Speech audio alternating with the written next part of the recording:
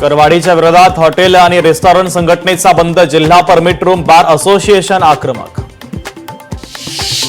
छत्रपती संभाजीनगरमधील लाडक्या बहिणींना चापकर योजनेतील 83,000 महिलांचे अर्ज बाद. सप्टेंबर 2024 पासून नव्या नोंदणीचं पोर्टलही बंद.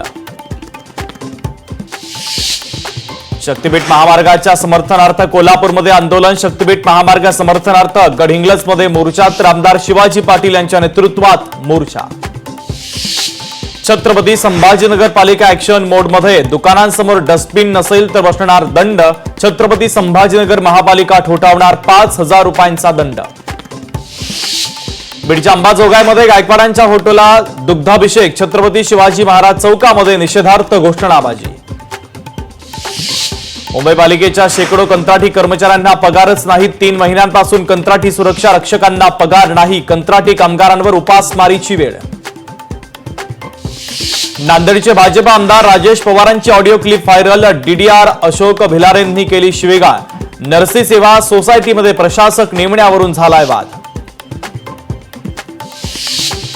भंडाऱ्याच्या साकोलीमध्ये झेडपी शाळा जीर्ण अवस्थेमध्ये. जीर्ण इमारतीमध्ये विद्यार्थी शिक्षण घेत असल्याचं समोर. जीव धोक्यात घालून विद्यार्थ्यांची शाळा सुरू.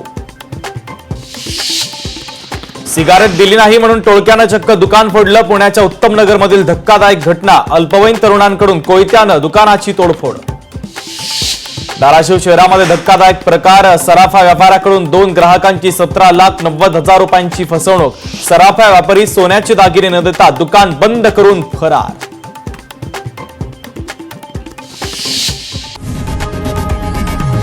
लोकशाही मराठी ऐका, पहा, जागरूक रहा.